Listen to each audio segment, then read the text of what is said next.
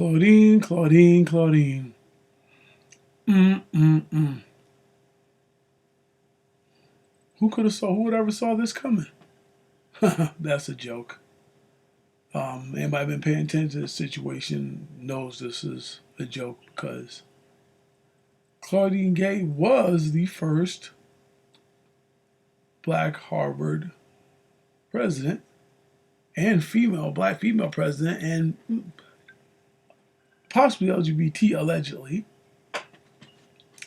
And she only got to be president for 6 months. Boy, that was a real quick, real fast tenure, fastest tenure probably in history right there. 6 months, and she's out. And of course, the reports are here. Well, I'm gonna let you guys hear. The CBS News report. Let me just say fair use, just so you can hear. This is what I got. This is what that you can hear what they're saying here. President Claudine Gay has resigned. Gay was one of the Ivy League presidents whose muted response about calls for Israeli genocide at a congressional hearing led to demands for her ouster. But after weathering that episode, accusations of plagiarism were too much. CBS News congressional correspondent Nicole Killian has more. 6 months into her tenure, Harvard University President Claudine Gay announced she's resigning so that our community can navigate this moment of extraordinary challenge. Gay's resignation comes nearly a month after she and the presidents of UPenn and MIT faced widespread condemnation following this testimony at a House education hearing on antisemitism on college campuses. Does calling for the genocide of Jews violate Harvard's rules of bullying and harassment, yes or no? It can be, depending on the context. It does not depend on the context. The answer is yes, and this is why you should resign. House Republican Chair Elise Stefanik, a Harvard alum, posted, "Two down," referring to Gay and Penn President Liz McGill, who also resigned days after the hearing. While Harvard's governing board initially backed Gay, she faced increasing scrutiny following charges of plagiarism in her dissertation and several articles, including reports of a new complaint filed this week. Gay, who was Harvard's first black female president, denied the allegations of plagiarism and stated, "It has been distressing to have doubt cast on my commitments to confronting hate and to upholding scholarly rigor, and frightening to be subjected to personal attacks and threats fueled by racial animus." It came out of nowhere. Jonathan Frieden is a Harvard law student who attended the congressional hearing and has experienced anti-Semitism on campus. The issues that exist are systemic, and they still need to be addressed. So you think this is just the beginning? I hope that this is just the beginning. And Nicole Killian joins me now. Nicole, how's Harvard's governing body reacting to this resignation? Well, its governing body is known as the Harvard Corporation. They also have the Board of Overseers. Okay, that's enough of that. Probably went a little over, but you get the gist. They're claiming that she resigned because of all the accusations of plagiarism. But we all know that plagiarism had jack shit to do with why they want her out of there. Look at the situation. They went for UPenn, MIT, and Harvard, right, to have a congressional hearing. And one question we got to ask ourselves is, why did they choose those three universities? Why did they pick, there's other Ivy League schools besides those, but why did they pick those three schools? I think that's something that some of us, maybe including myself actually, should look into. What made them the picks of the presidents and schools that they want to talk to about the issues of anti-Semitism? Or was there some actual Zionists there that didn't want some of those people in place and said, hey, call them in there and then, run the test on them, put them in a hot seat. Now, when you're listening to this hearing, when at least Fatty Stefanik is questioning everybody about anti-Semitism and whether is that a hate speech in your policy and blah, blah, blah. Well, you want to know something? I don't care if Claudine Gay is white, Jewish, Asian, LGBTQ, transgender. What she said was true. It does depend on the context. So I got news for you. at least maybe if you weren't so busy snacking, you'd be able to, your brain wouldn't be as clogged up, and you'd be able to comprehend because you got so much meat between your ears. The reality of it is that, hey, guess what? Context does matter. For example, Elise, here's context for you. A person wrote a story about a character that's anti-Semitic, that happens to be anti-Semitic in the story. And they're reading a book, and someone says, "Death to all Jews," and the character in the book says, because the person who's reading the book says it, is not guilty of hate speech. Okay? It does depend on context. See, we can't see what we're doing is we're trying to regulate speech. Basically, what we're trying to do is censor speech that we don't like, that maybe addresses or opens the door for a conversation we don't want to have, or some groups of people don't want to have. And it's not just the small hat community. It's also the alphabet community, the feminists, a whole bunch of them, the intersectionalists, a whole bunch of them. It's where we want to be offended by certain words, and if somebody don't call us a certain thing, then we, you know what I mean, by a name we want to be that week, then we're being whatevered.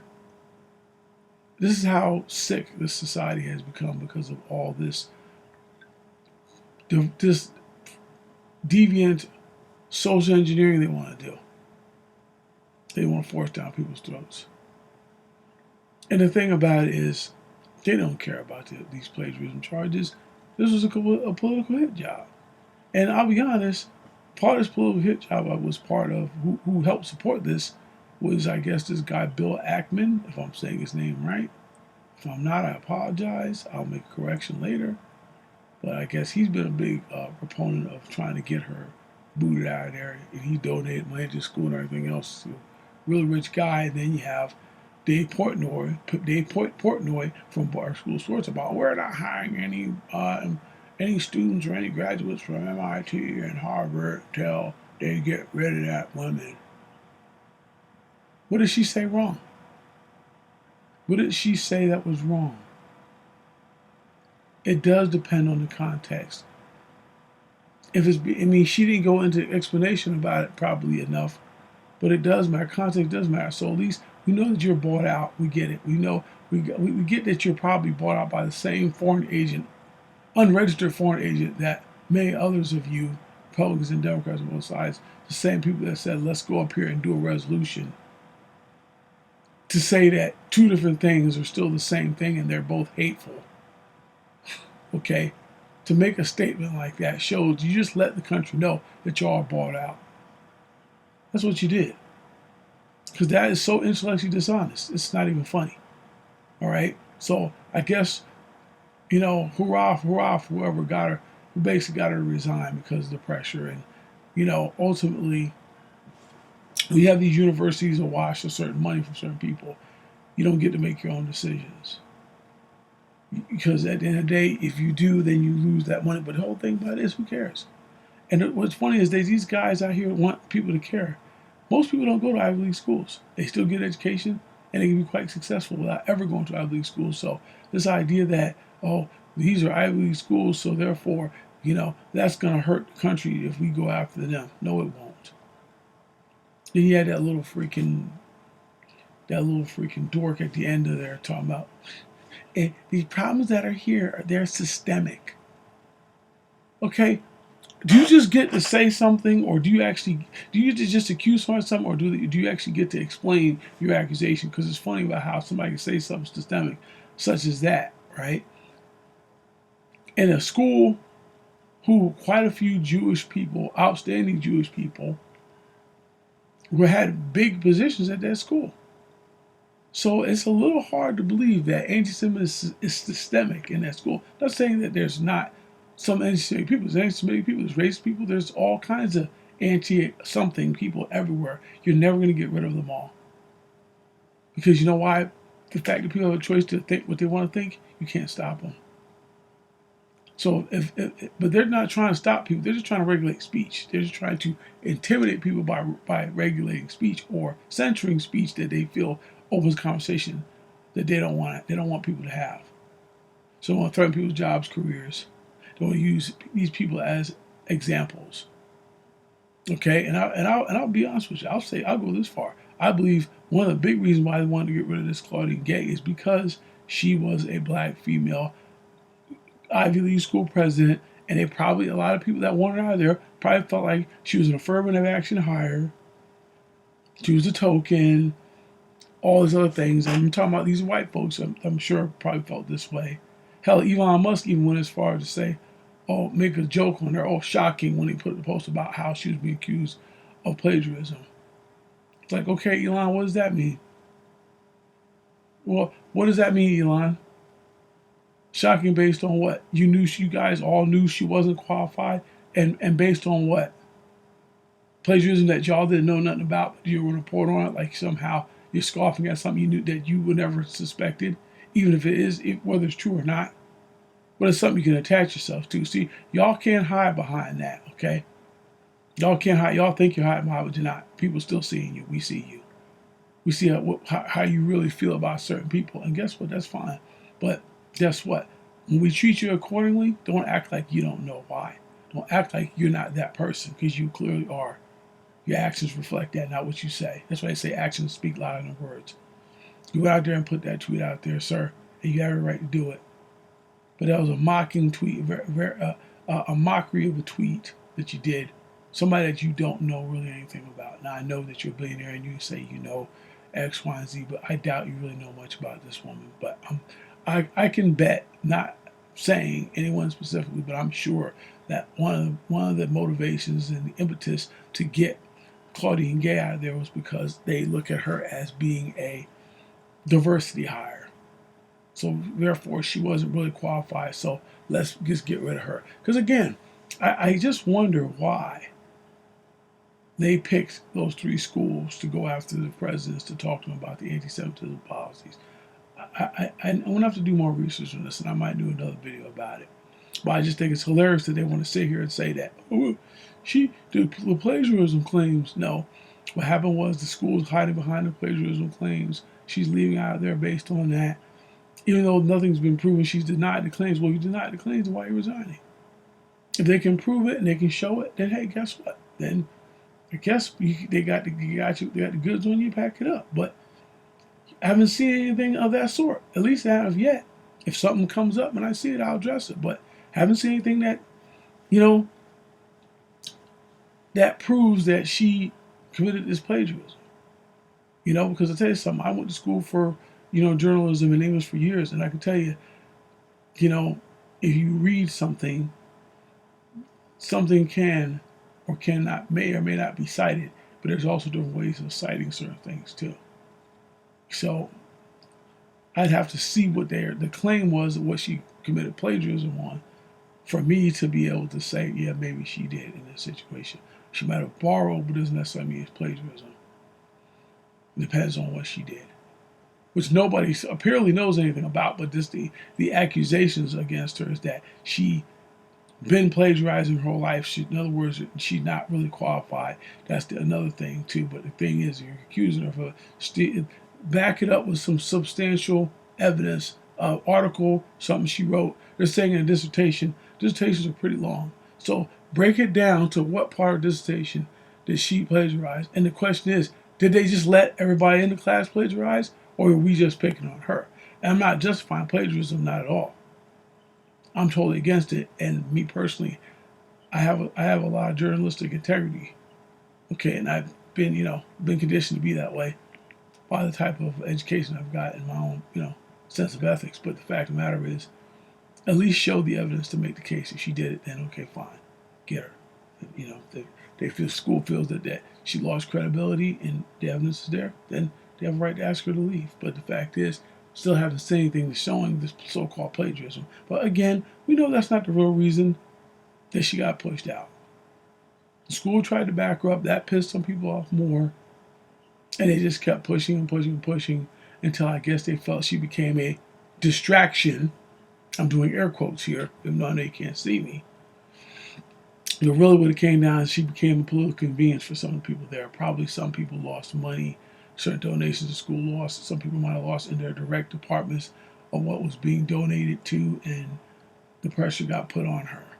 More than likely, this was the real reason this would really happen. Now, again, I know the other lady from UPenn also resigned before her. I get it, but the point I'm making is, why did they target those three schools' presidents to want to question about this? Because supposed reports of anti-Semitism, or is because certain people said it?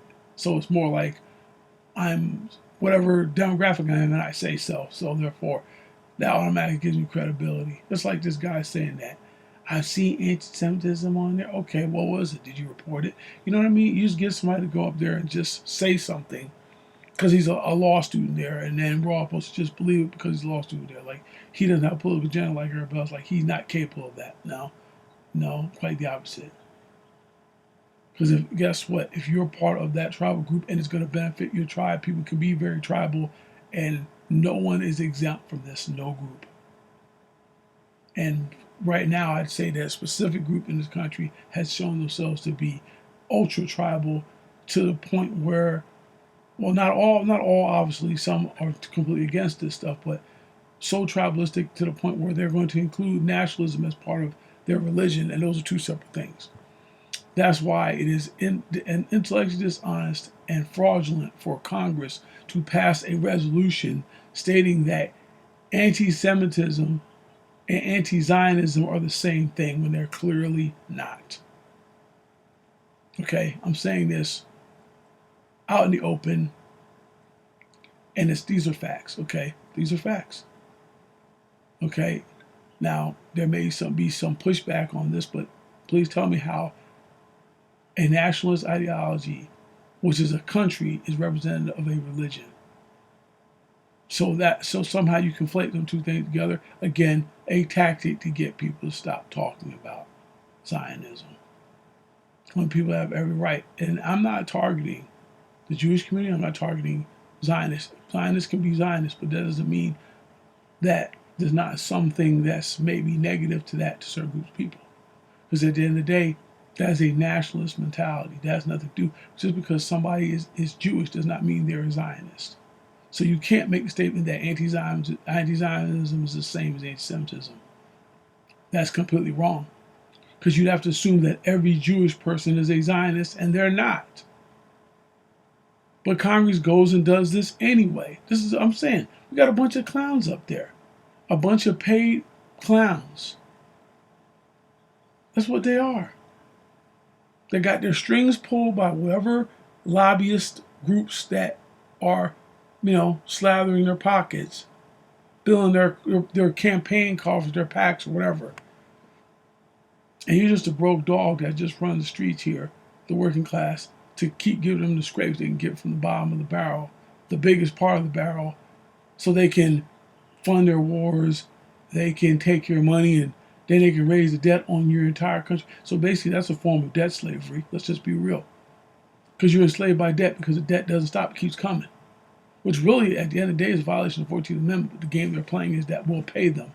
Well, how much more debt can you make? Where is there? Listen, we could pass, they could literally, if it came down to it, they could pass legislation to stop this game with the debt ceiling. They could. Congress could pass legislation. Not saying they got to get a constitutional convention, which, hey, that'd probably be great in certain ways too.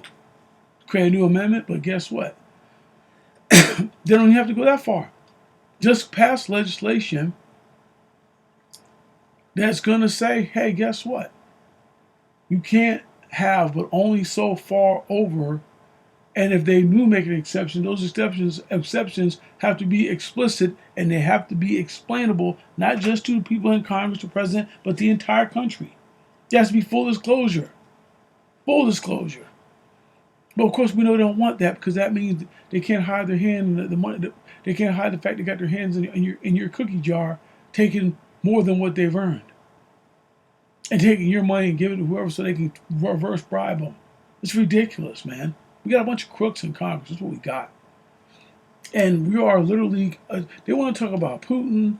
They want to talk about all these other countries. Just, it's amazing. This what's laughable about the whole thing about the 2016 thing with the Steele dossier and how they were saying that, Trump was compromised by Putin and all this other crap in Russia.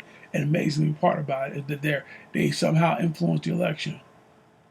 Well, when you have a literal foreign agent lobby who isn't registered as foreign agent but basically is, because you can't have allegiances to both countries. You can have a commitment, you can have an allegiance in your own way, but nationally you can't do that. You have to pick one or the other. And if you're going to say that we should fund another country so they can perform their military attacks on people who they've literally displaced for years and had these people in this was potentially an open air prison of Gaza, and then say, hey, guess what? Just keep giving us money to handle that. Well, guess what? What about the people in our own country? Now our government is doing that. Now, can I blame them for taking advantage? In a way, no, but in a way, yes. Because some of these people are Americans. They were born in America. And because you have a certain ideology, but that it gets conflated with a religion, doesn't make it right. But this whole thing about getting Claudine Gay resigned, like, yeah, that'll show them. What's that showing everybody? Something that most people probably already knew was going to happen. And to be honest with you, most regular people don't care because it don't affect their everyday life. This is just a tit for tat and a tiff they're having within their own little circle that basically a club that none of us are invited to or are allowed to join. So I'm sure they'll find Claudine Gay some other work somewhere else. Maybe if we're lucky, she can become someone that's like the spook who stood by the door. Because we need some more of those at this point. Because really, see, these people, they're basically, I don't know that. I don't know anything about Claudine Gay, so I'm not going to say she was token. I'm not going to say she's affirmative action hire. But guess what? We all know that's more likely the assumption by a lot of people, that she got that position. Which, to be honest, it could be true, but then again, it might not be. But when you make presumptions like that, you have to realize that you need to be standing on something, because otherwise, people have a right to look at you sideways just because of the situation and how it looks, the optics of it. But, you know what? Let's just let you know that we don't have a government that's focused on the people. They're focused on their own set of politics. That's it. And pushing agendas, pushing propaganda. This is ridiculous. And then Elisa Stefanik, worst of all, she comes out here on a little thing about 2 to go, two down, like she did something. Like she's taking credit for, I got rid of these folks. At least you're a freaking fraud, and you're bought out too. Okay, so you're part of the problem too. So guess what? You're no help. You've shown me. I didn't know much about you to begin with, but I can tell one thing: you definitely shown me that you're part of the problem in Congress too, in Washington, Republican or not. You're not. You're just basically a bootlick of sorts. Basically, you're not legit. To sit there and say that these things are anti-Semitism, okay, and there's no context. Is yes, and the answer is yes, no. No, that's not it. You wanted somebody to give. See, what Claudine Gay actually did was stand on principle. Let's just say this. Despite whether, put aside the fact what type of hire she might have been for the school politically. She actually stood on principle. And you got to give her credit for that, because what she said was correct. Context does matter. Just like somebody uses the N-word, right? Let's say the N-word in this situation. Depending on what they used it or how they were using it, it does matter. Just because a white person or a non-black person used the N-word does not automatically make it a hate crime. Context does matter. But here is Elise Stefanik sitting there saying, there's no context. This is the type of people that we have in Congress that are 12 sandwiches short of a picnic mentally. That they can sit there, but then Lisa Pine couldn't possibly be 12 centimeters short. She had to be a dozen over, or 2 dozen over, really, or hell, under. Let me stop. But anyway, all I can say is that I hope they don't think anybody's hurt by this, because really, most of us out here in the actual out here getting out of the mud, out here in the streets, out here trying to hustle, and out here in the field trying to get ours. This don't mean nothing to us. We're not worried about the Ivy League schools getting their little hands greased, palms greased by these billionaires and oligarchs. Listen, we already know what's going on here. So y'all only punishing yourselves. You're not punishing any of us. So all you've done here is show the country that you still really don't care about your constituents as a whole. You don't. Worry about the optics and make it look like we'll show them that we're against anti-Semitism. But boy, have yet to see an anti-black hate law passed. Okay, but black folks are still the #1 victims of hate crimes in the country, racial hate crimes. But that seems to just be stepped over, you know. We'll just keep talking about other groups and saying about how systemic the hate is against them. But of course, I suppose there's no systemic hate against us, yet we have doctrine in our country to prove exactly that point, specifically targeting us. But that's we got to have a discussion. We got to have a study about whether certain people should get some recompense. Meantime, certain groups of people in this country have been getting recompense, and they're going to continue. So it's about what they want to do.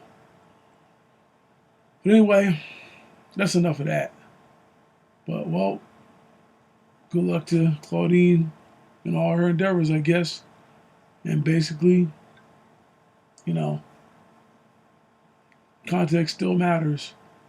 Whether the people who are in power don't want it to matter because they just want to engage in their own different little forms of censorship. And they can sit around thinking everybody's stupid, but that's exactly what's going on here. So they're not your friend. They don't want you to have speech. If they don't want to suppress or take away your free speech, they are not your friends. It doesn't matter you agree with them or not. It doesn't matter you disagree with them. In order to have a free society, you have to have free speech. And that doesn't mean threatening somebody's life necessarily. Doesn't mean a lot of those things. But come on, everybody knows what that means. That means within reason. Okay. Just because somebody's offended by something you say doesn't mean you shouldn't have the right to say it. That's the problem in society, that when people's feelings are more important than their rights or what the facts are or the crux of the issue is why certain language is being used. So to sit there and say there's no context, that's wrong right from the beginning.